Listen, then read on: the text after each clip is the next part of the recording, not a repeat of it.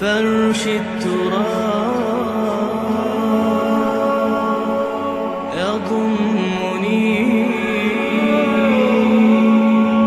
وهو غطاء. لیکن میری فکر کا ایک پہلو ہے.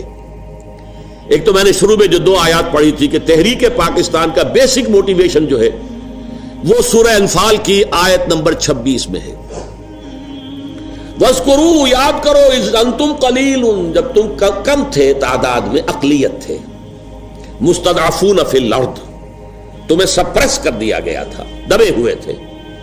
تخافون، تمہیں خوف تھا، ان یتخطفکم الناس، کہ لوگ یعنی غیر مسلم تمہیں دبا لیں گے، اچک کر لے جائیں گے، برباد کر دیں گے. فآواکم، اللہ نے تمہیں پناہ دی، پناہ گاہ عطا فرمائی. وَأَيَّدَكُمْ بِنَصْرِهِ، اپنی نصرت سے تمہاری تائید کی. وَرَزَقَكُمْ مِنَ الطَّيِّبَاتِ لَعَلَّكُمْ تَشْكُرُونَ، اور تمہیں پاکیزہ رزق فراہم کیا تاکہ تم شکر ادا کرو.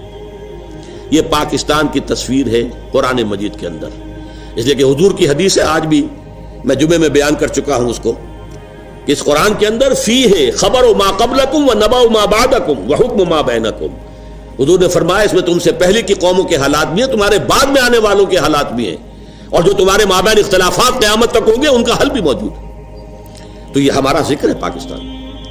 دیکھیے، میرے ایک فکر کا جو پہلو میں آپ کے سامنے رکھنا چاہتا ہوں، میرے نزدیک یہ یقینی ہے، حتمی ہے، شدنی ہے، اٹل ہے، قیامت سے قبل پوری دنیا میں نظام خلافت قائم ہوگا، اللہ کے دین کا غلبہ ہوگا.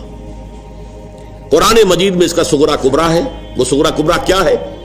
کہ حضور کو بھیجا گیا غلبہ دین کے لیے. 3 دفعہ فرمایا هو الذی ارسل رسولہ بالہدی ودین الحق لیظہرہ علی الدین کلہ، اور 5 دفعہ فرمایا کہ ہم نے اے نبی آپ کو بھیجا پوری نوع انسانی کے لیے. وما ارسلناک الا کافۃ للناس بشیرا ونذیرا. منطقی نتیجہ کیا ہے؟ حضور کا مقصد بعثت اس وقت پورا ہوگا جب کل روح ارضی پر، کل عالم انسانیت پر اللہ کا دین غالب ہو جائے. کیسے ہو سکتا ہے کہ دنیا ختم ہو جائے اس کے بغیر، حضور کے مقصد بعثت کی تکمیل کے بغیر؟ جو اقبال نے کہا تھا کہ وقت فرصت ہے کہاں، کام ابھی باقی ہے، نور توحید کا اتمام ابھی باقی ہے. اگرچہ ساتھ ہی خبر دی تھی یہ جہاں معمور ہوگا نغمہ توحید سے. اب آئیے دوسری بات، جیسے وہ پہلے شروع ہوا تھا تو ایک ملک سے شروع ہوا اور پھر پھیل گیا دائیں بائیں. عرب میں حضور کے دستے مبارک سے اسلام کا غلبہ ہوا، اور پھر 3 فوجیں نکلی، ایک مشرق کی طرف، ایک مغرب کی طرف، ایک شمال کی طرف. عراق سے ہوتے ہوئے ایران، اور ایران سے اور آسان کی طرف، ادھر یہ کہ شام سے ہو کر اور مصر کی طرف، اور یہ کہ آگے اٹلانٹک، ادھر یہ کوہ قاف تک. اسی طرح اب بھی کسی ایک علاقے سے ہوگا. وہ علاقہ میرے نزدیک پرائمریلی پاکستان ہے اور سیکنڈریلی افغانستان ہے. یہ اللہ نے ہمیں موقع دیا ہے. میرے نزدیک اس کے ایک تو احادیث کے اندر اشارے، 2 حدیثیں 3 حدیثیں دی گئی ہیں اس کے اندر، کتابچے کے اندر. لیکن میں جو گنوانا چاہتا ہوں کہ اللہ کی مشیت کا مظہر کیا ہے. ختم نبوت کے بعد سب سے بڑا جو دینی منصب ہے وہ ہے مجددین. 1000 برس تک مجددین امت عالم عرب میں آئے. 11ویں صدی سے شروع ہو گئے ہندوستان کے اندر.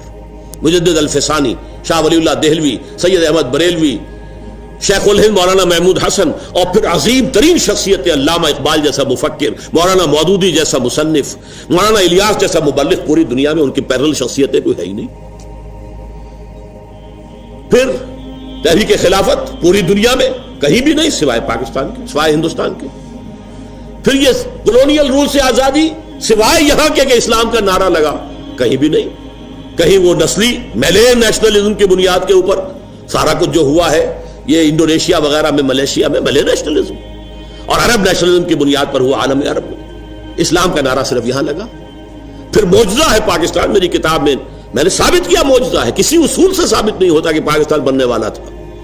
یہ تو بالکل اللہ تعالیٰ کی سنت ہے. عسیٰ ربکم ان یہلک عدوکم ویستخلفکم فی الارض فینظر کیف تعملون.